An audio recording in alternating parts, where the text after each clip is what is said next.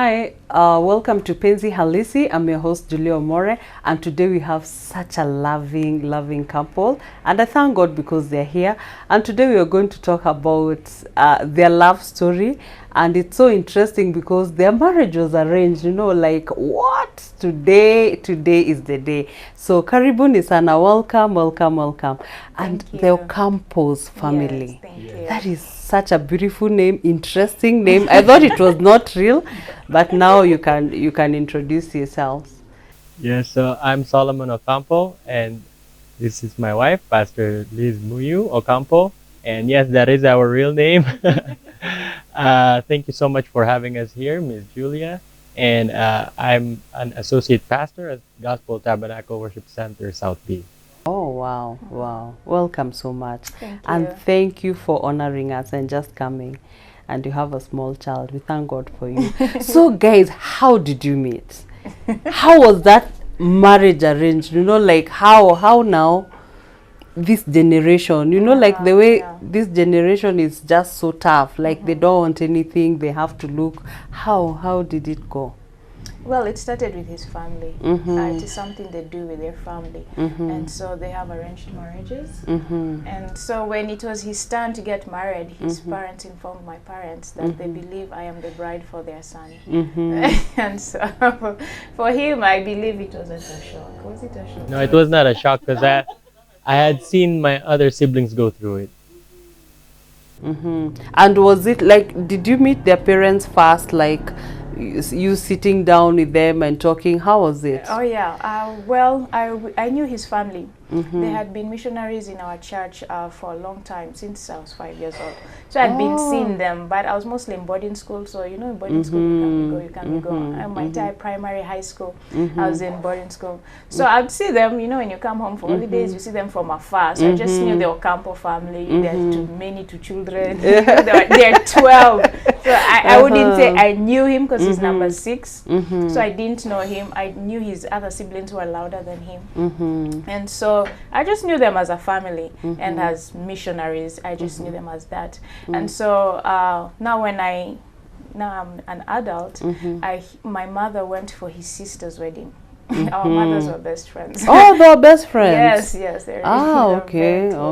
So they went to the Philippines. She went to the Philippines for his sister's wedding, which was another arranged marriage. And so when she was there, that was number 5 of their children. And they was like, you know, the next in line is Solomon, and we believe your daughter is the bride. And so my mom laughed because she knew me. Like, there's no way I'm doing that. I said, you know what, I'll call and tell her. And so she called me when she was in the Philippines, and she's like, these guys, you know, they do arranged marriage. And we always find it funny. You know, we find it something to laugh about at the time. Yeah, because it's strange. And so she's like, actually you're next in line. You're the one getting married to their son. I'm like, me? Say what now? I'm like, no way. So I was completely no, you didn't. And it was just something I laughed about. And were you dating, like, did you have someone in mind, like that? Yes, time? I was dating at the time. What? I was. Because I was a young pastor at the time. I'd graduated from Bible school in America, and I'd just come back. And so I was looking also for a fellow pastor, and I was dating a fellow pastor at the time. Oh, okay. And so but he didn't know about it? He didn't even want me, so he could care less. And I didn't know her at that time. We didn't know each other. I knew her family and I knew her siblings, but I didn't know her. Yes. So yes, so when my mother came back, she's like, you know, just think about it, pray about it. I'm like, what is there to pray about? You know, like you just refuse. Yeah, like there's no way I'm doing praying, this. Like no, you know. And his mother tried to talk to me. He was like, you know, I'm like, no, you know, you two mothers, when you get together, anything can happen. But please just cut me out of it. This is my life we're talking about. And so that happened. And so my mother enjoyed Philippines so much that she wanted us as a family to visit. So the next year we went as a family for vacation. Wow. Now without the arranged marriage or anything, that thing had settled. So it was nobody's talking about it. So now as we go on vacation as a family, but when we arrive, his family is speaking us and their church, their ministry, and so everyone keeps looking at me like, that's the Liz. And there are so many, you know, when a ministry comes to receive missionaries. I was like, what's with people? And looking at you know, like, that's the Liz. And we are 3 sisters of mine, but only me, everyone is pointing at me, it's speaking in Tagalog, everyone is cheating, laughing, you know. And then finally I find out, oh, I'm the one who's for this prophet's son. And so I decided to play along. I'm like, you know what? Yes, I'm for the prophet's son, but I've left my boyfriend in Kenya, remember? What? What? And your boyfriend didn't know that you're going, like... He knew. He knew. I'd explained to him, and I told him there are jokes on those sides, by the way. Those guys wanted me for their son, you know, but there's nothing of the sort. And Mr. Ocampos, when you saw her, what, like, did you like her, or... I appreciated her beauty. You know, she had won Miss Africa in Texas. So so I could see the beauty, I could appreciate it, and she was looking wonderful. But at the time, the reason I still didn't like her was because I was close-minded. I'm very patriotic, everything about Philippines. So my only request to my parents was that, yes, you can choose for me. I have no problem with it. I just request that it's not an American, a white lady, or any other race except Filipina. Get me a Filipina, I'll be okay. So I was close-minded. So when she came, I could appreciate the beauty, but I still did not, like, you know, prefer her. Yes, at that time. And did you guys, like, meet that day and talk, or it was at this? He wasn't even in the airport. He didn't even come? I was in university at the time, so I was busy. So I would see them from afar, and I was avoiding all this teasing and all that. So no, we didn't get to spend time together. No. So, and how was the holiday? From afar. Oh, yeah. So did you get married there, or how was it? Well, after that vacation, at the end, then they called the whole congregation and we were betrothed. So we were surprised. He was surprised, I was surprised, and like, wait, what's going on? And so they say, okay, this one is meant for this one, and that's it. That settles it. And you are prayed for. And we were prayed for in front of, Oh the whole church. Oh, yeah, you are crying. Even people in the congregation were crying because they were expecting I'd refuse and they get him. Oh. So there were a lot of tears that Tears. day. Oh my goodness. So yeah, I was crying because now my life has become so complicated. And you imagine again, you have your boyfriend in Nairobi. Yes. How was it? So when I came back, that was the first order of business. Explain to him. Oh my Imagine I goodness. got betrothed, blah blah blah. You know, let's just break this thing, and because it's complicated. And he agreed, and we were to pray about everything, and so. The more I prayed about it, the more I realized, no, it's not for me. So what I blocked him on all social media. I blocked him on WhatsApp. You blocked him on Facebook, blocked him on Viber. Any way he could get me, I blocked him because I didn't want him to get the idea that I'm really going through with this. What? Yes. And I told his mother, I'm really sorry. I love you, but there's no way I'm doing this. Oh no. And how did you come to be together if he's blocking you? Oh my goodness. That is so sad. If she blocked me on Facebook, I would try on Viber or WhatsApp. She blocks me there again. So now you started, you know, like the feeling started, you know, like... No, not really. I was just trying to talk to her. Yes, but then she blocked me, and that's it. She put me out in the cold, and there was absolutely zero communication. And my mom, you know, was very persuasive woman. She could persuade big men, but she tried to call her. Even my dad would call her, and she would still say no. So I was resigned to my fate that yes, she has said no. You can't force someone to marry you. So I was just doing everything I can, at least to show that I've done everything, that I didn't like sabotage it or anything. But it was a hard no. and she'll tell us what she did after that in that period of no. Yeah. That was 2 years of blocking. I Oh blocked my him for goodness. a good 2 years. And you are not feeling anything. And I was feeling jack. That's nothing. And what happened? And your moms were still talking, that Yeah. they I were got still great friends. friends and everything. Ah, You okay. know, and my mom Mhm. still tried to talk to me and there, but we just made it a topic like, let's not talk about relationships, you know. And so you are older enough, you can. yes, Yeah. you know, and I know the word, you know. It's not like I'm busy mingling, doing my own things. And so during those 2 years, it became a time for me just to taste and see. And I realized because I was very strict on purity, and Wow, and wow. I was an example to other girls in church Amen, already. Here I am, a young amen, pastor, amen. and so everybody's looking up to you. They want you to mess up. They want, so you have to put principles. You have to put standards. This is what I'm going to do. So if I'd go for a date, I'd make myself very clear from the Wow. beginning. And if you're going to waste my time, let's call this. I mean, and I'm talking to pastors at that time. I'm not even talking to congregants. Wow. So you can imagine my fellow young pastors, and I'm going nowhere. Wow. Like people will be like, let's leave the shenanigans of the pulpit aside. I'm like, these are not shenanigans. This is life we're talking about. I'm like, if you're going to, you're not. If our standards right now are diluted, in marriage you will play Imagine, me. yeah. In marriage I'll be crying. You'll be running off with the next worship team member who has a better voice than me, who has come slimmer than me. Wow. So these standards have to be put from when you're single, because these same things happen to you when you're married. Wow. And so And I love the way you said also about purity. You know, like there are many girls who think that purity is old-fashioned, you know. Yeah. Wow, I really love that. And so during that time, then, like I said, it was a period of taste and see. And I just prayed for God to give me a man who had higher standards than I. Because I had standards, but they were definitely higher standards. And I wanted a man with higher standards.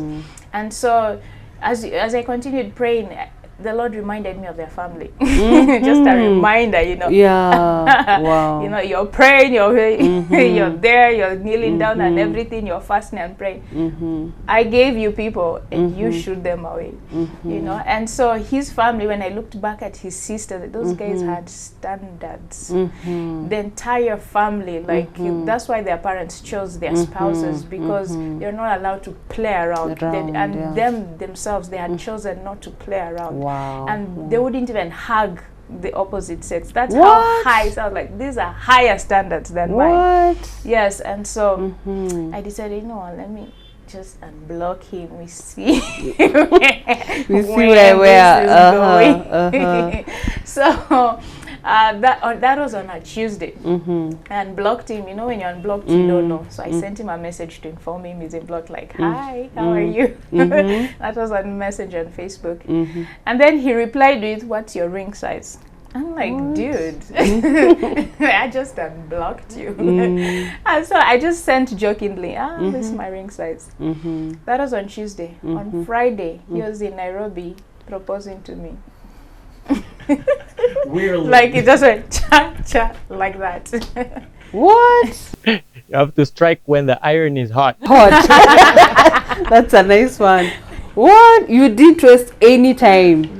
Yes. Yeah, and how did you, like, you know, now, like, you didn't even have time, like, to sit down and talk and, We you didn't know, even know each relate. other's You second didn't even, names. yeah. Like, I know And you're how Solomon did that, Ocampo, what else? imagine, and how did that develop, like, knowing each other But that happened after the wedding. after the wedding? Yeah, because now from the proposal to the wedding, everything went so fast. So it was just like, What? shh, and we were married. So yeah, his mother actually the one who sent him to propose. Yes, it was my It was mom. not his initiative. Again, I was in this guy is not university. really into me. Yeah. They said no, but my mom said, why don't you give it one more try? Then we'll go from there. I said, okay.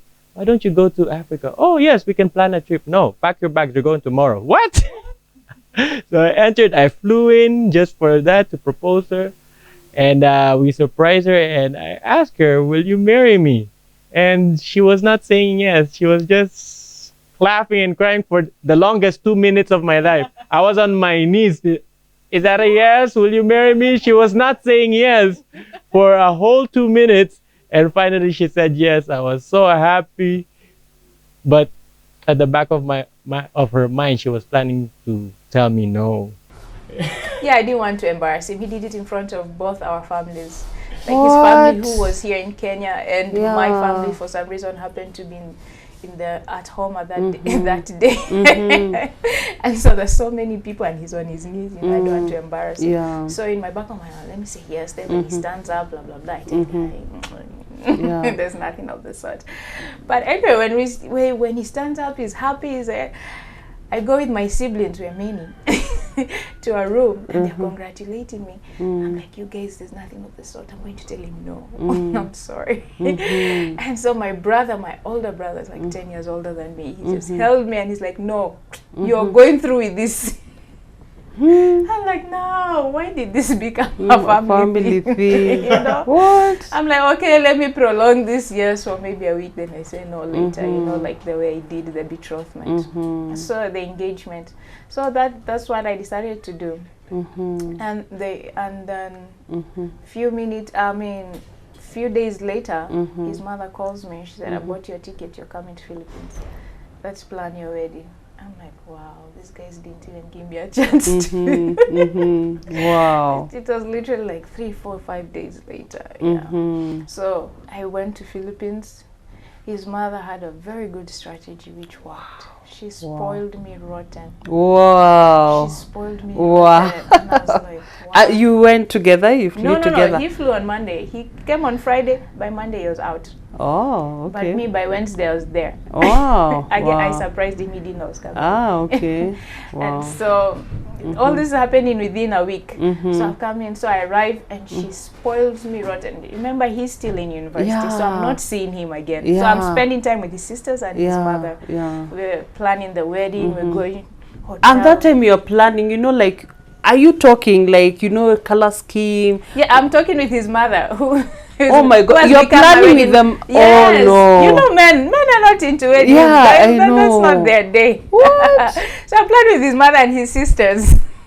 Oh my goodness. Yes. Wow. We're even in different cities. He's in Manila, I'm in Tagaytay. Oh very my different, goodness. like Nairobi and Nakuru. Yeah. So I wasn't seeing my groom even. And you are not even talking? What is there to talk about? Oh my God. Like, like when you're together, like the rings you choose together, the dress. Nothing. I was choosing with his sisters and his mother. We were doing all that. We were looking for venue, scheme, everything with them. What? Yeah. We'll take a short break and we'll be right back after the break.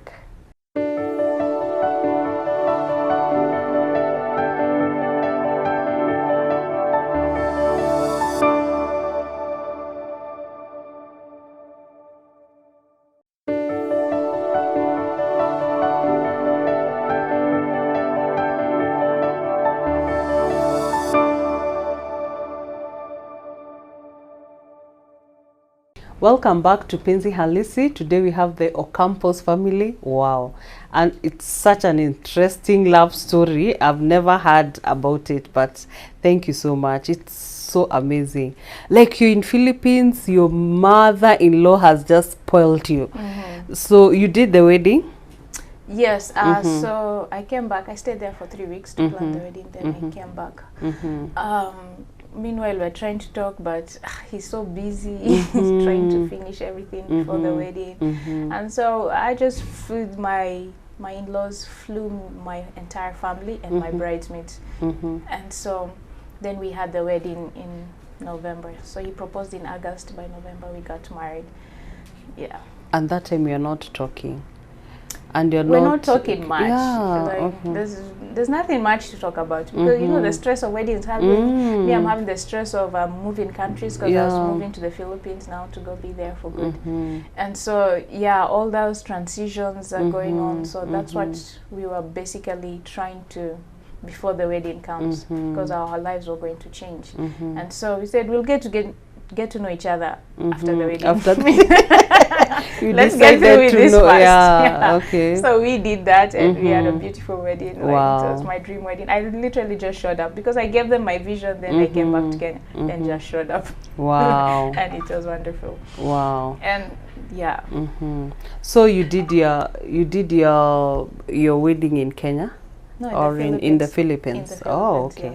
Wow, that is just interesting. So now, after the wedding, now trying to know each other, you don't even know his character, you know Exactly. nothing. Nothing. What happened? Like knowing each other, you know, like the first, you know, like now the first night you're there, you know, like you don't know, you know, like I'm trying to imagine, you know, like the way we dated for long, like years. Now this is, you've never even dated, you've never even talked, you Yes. don't know his likes, dislikes. We had never even gone out just to eat, two of us. It wasn't allowed. What? It was not You allowed. see, higher purity standards. Wow, yeah. Because anything can happen. Yeah. So yeah, after the wedding, we had a crazy honeymoon. It was because it was now a family event. My family is from Kenya, and his family is just dying to show us the Philippines. It's 7,000 islands, so it's so beautiful. So we went island hopping with the whole family. With the It was whole just a beautiful Oh chaos. Jesus! It was a The honeymoon. the Oh honeymoon. no! In fact, Oh that no! night of the wedding Oh no! was more drama than anything because What? for some reason they kept things in the honeymoon suite, and so they kept They kept knocking. They kept on knocking. No! My younger brother came and was like, I've been sent to get the stuff. Please don't do anything first. We're like, you're so young. What do you know about anything? So we were not able, you know. That night you didn't even do anything. Nothing. The entire week. Oh my For a goodness! whole week, we were just Moving both with the families family. were Yes, we're moving. Oh my God! They would be in the next door. You could hear, we could hear his brothers in the next door talking, joking. each other joking about Oh my what goodness! is this? What kind What? of soundtracks are this? You Yeah. know? And so it was just a beautiful chaos. Wow, I can That was our imagine. honeymoon. What? So later, after the 1 week, they left. Yeah, now they came back to Kenya. Oh, now our lives thank begin. you. What? I know. So now you started your own Now we started journey. our lives. Wow. And to our shock, we immediately got into a difficult pregnancy. So 1 week of craziness, and then the next week now when we're thinking, okay, it's time to get to know each other, I get very sick, extremely sick, and I was diagnosed with hyperemesis gravidarum, which means you throw up 50 to 60 times a day because of your pregnancy. And so And had you planned, like, let me cut you short, I'm sorry. Did you like plan like you'll get children immediately? no. Yeah, because now But you've what did not. we know about that? You We don't were very even know. My ignorant, goodness. yes. Oh, you. Yeah, we had not planned it. We were shocked, but we were excited. Oh, we were pregnant. And then, oh, it's a difficult pregnancy. You know, so it was very, very hard because immediately he had to become a nurse. I couldn't even, I was throwing up. I became skin and bones. It was an extremely difficult pregnancy.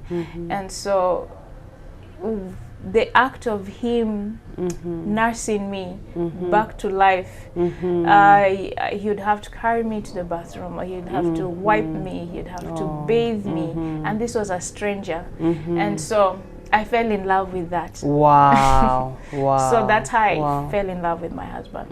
It became 1 Corinthians 13. Love is patient, love is kind, love is long suffering. We were baptized by fire. Oh. Yeah. Wow. Wow. So her parents had to fly in. The mother had to fly in first to bring Kenyan food because that's all she wanted.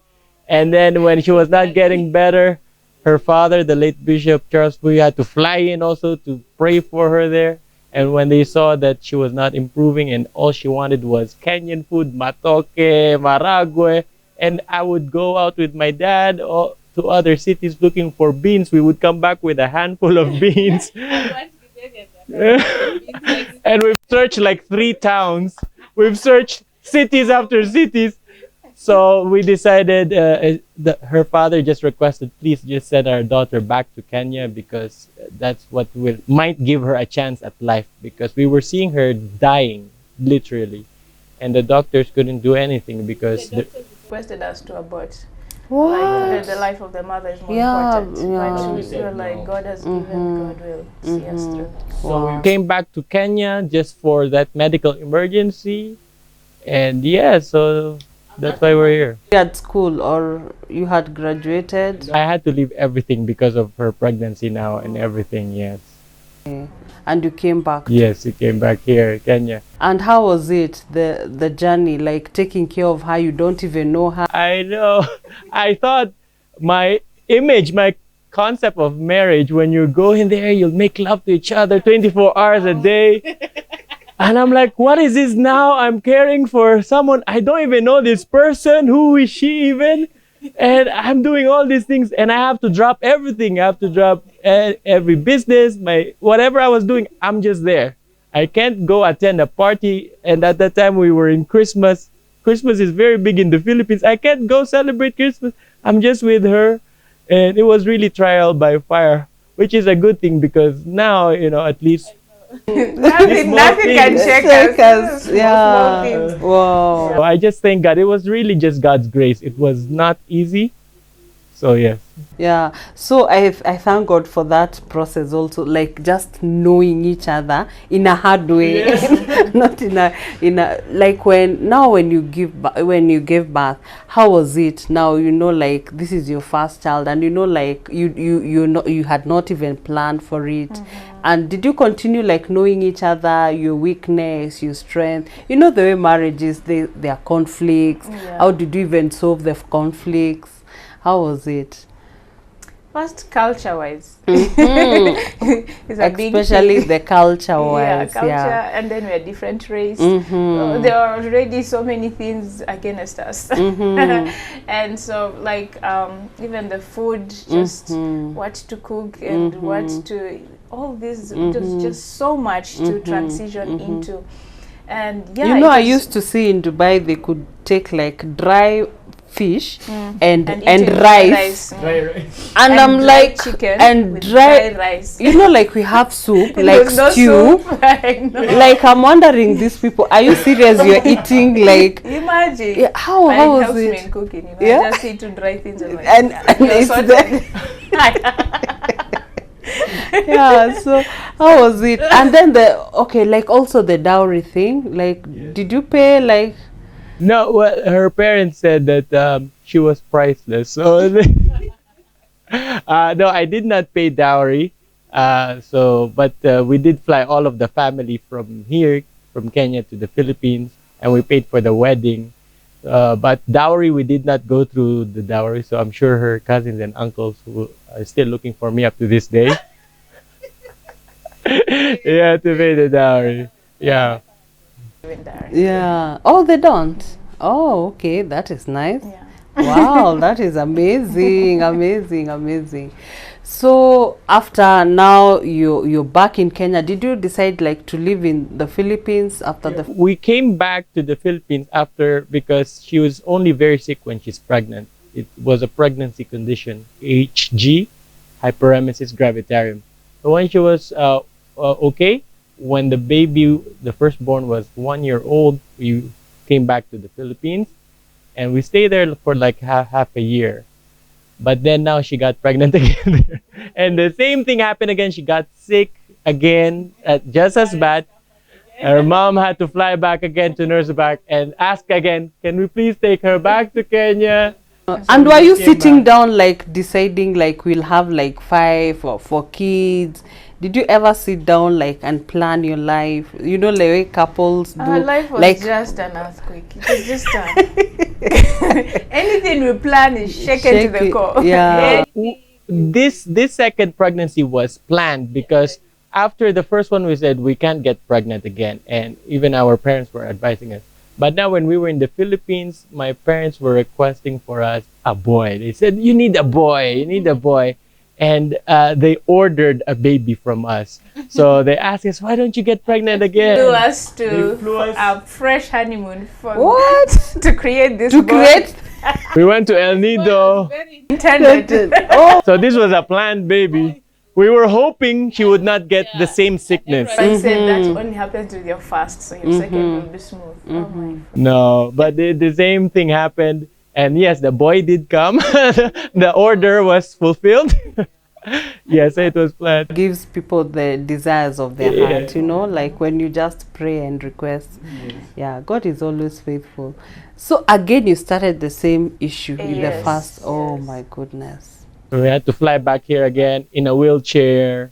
Oh. Yeah, it's terrible. It's Yeah. horrible. Yeah. Wow, wow. And how was the second pregnancy?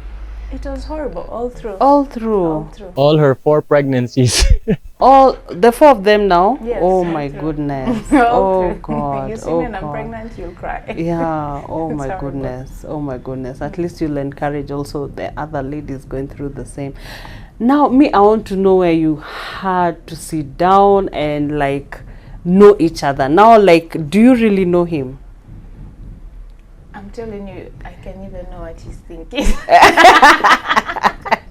You can know. Yeah. Now it comes with time. Now she knows me, I think, more than I know myself. You know, like, Yes, there was a period, especially the first year, was the most difficult year because we were trying to hold on to each other's culture. She was trying to hold on to how she was brought up and how I was brought up. Although both of us came from a Christian home, so that's what helped us. We had common values. We never used to watch TV except VHS. Our mothers were strict, you know. We would sing the same Christian songs and know the Bible stories. So that is what we had in common. But everything else is so different. So, no, this is the way we should talk. We should, you know, live. But then we realized that no culture is better.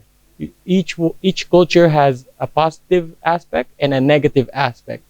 So it's just a closed mind that will say, no, I can only stick to my culture. But we were forced to be open-minded and to borrow from that other culture what is good and to leave what is bad from your own culture. So you build a richer culture together. You form a new culture.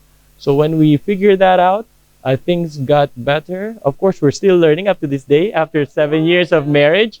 But it really helped us, and now we're flowing together as one. But wow. what helped us really know, like you're saying, is because we were spending 24 hours together, Oh, 7 days yeah. a week. You had So to we all were literally together. together at all times. So you just end up talking and talking and talking. Like we were together all the time. Because he was my 24-hour nurse. Oh, yes. There was no one by else the to take way, care yeah, of me yeah. except him. And so because of that, now for the whole 9 months, 9 months of just being in the same room day and night, till my mom will come and tell him, take a break, go outside, get some fresh air. And he's like, no, let me just stay with my wife.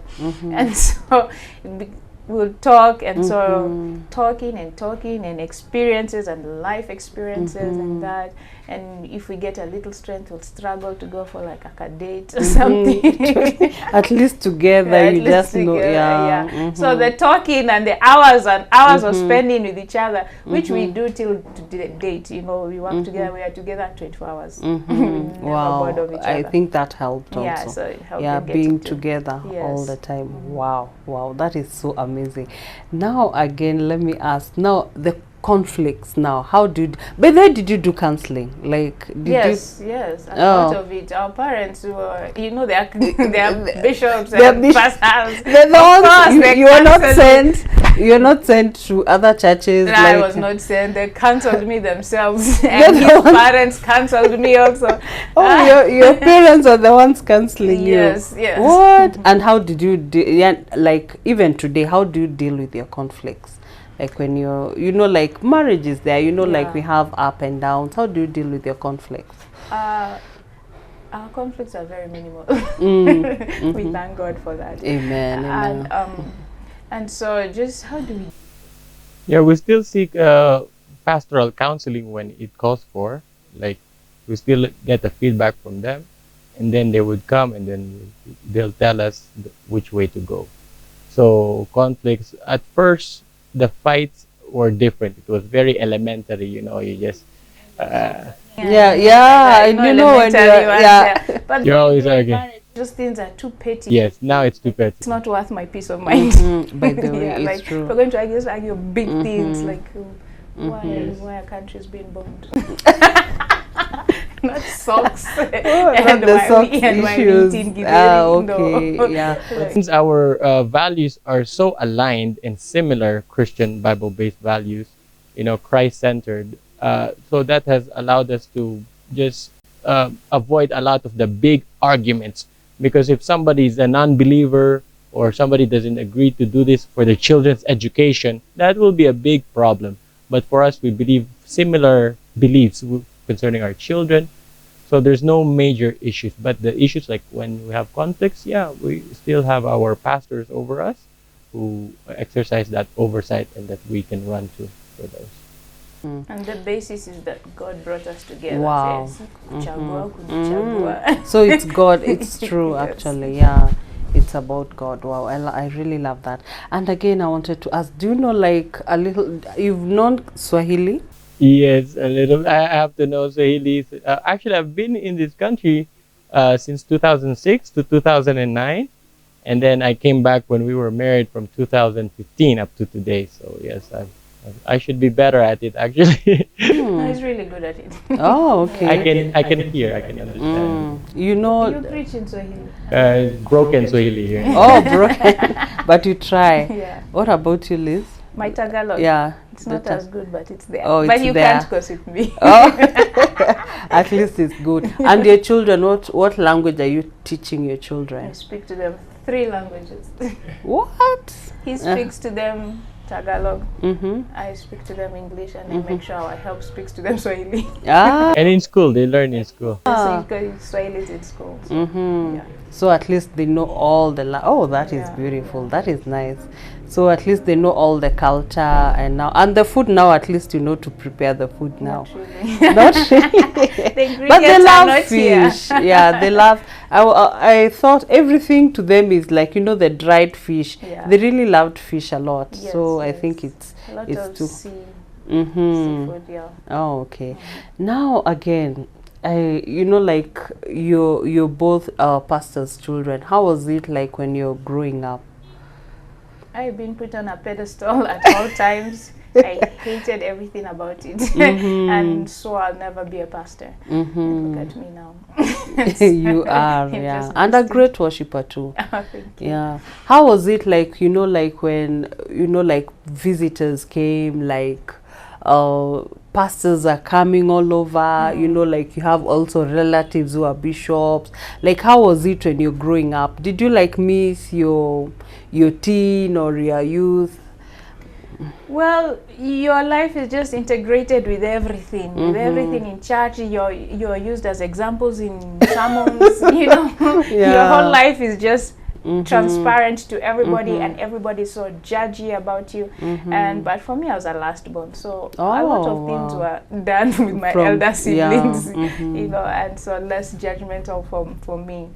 And so being judged. Were you afraid like being judged or making mistakes? Yes, that fear was great. Especially for me, I had a sister who had a pregnancy, and so she was judged greatly. She was judged greatly. How did you how did you feel about that when she was judged, like, and you're the last born? Yeah, that it really completely changed how I viewed the congregation at that time, because I was young, and they became the enemy to me. It's like, these guys are the enemy. And so, but it's a journey. You go through this journey, and even it has helped me now bringing my own pastor's kids. Wow. Bringing them up, because now they are the ones in the limelight. Even just a small town, a stocking, people will be like, put on pastor. Yeah, imagine. It's just so much, and to me it is congregants. Don't dehumanize the pastors and their children, because we're still humans in the end. And like the PK children's, that most of them, they look like they're these perfect people, and we're just human beings. Yes. Like they look at you and say, wow, Liz is so perfect, she doesn't sin, she doesn't do. And now when you do a small mistake like this, they're just in your case. Absolutely. Yeah, absolutely. yeah. And my mom is a very strict bishop. So you can imagine people judge her children by her strictness. Oh, okay. How, like the strict, how was it? Did you like it? My mother, no. Very straight. Up to date, your skirt has to sit really reach a certain point, be on the pulpit, and certain things. And so, but it helps. It helps you to stay in line. In line, Narrow is the gate. We cannot widen it. Yes. Because, this wow, is a generation. I love that. Because you're in the limelight. The light around you cannot be brighter than the light in you. So you're on the spotlight. All this is light is shining on you, but your light in you has to shine brighter. Wow. We'll be back, and like we have to hear a little bit of their story, like the second part. So we'll be right back to hear the second part of their story.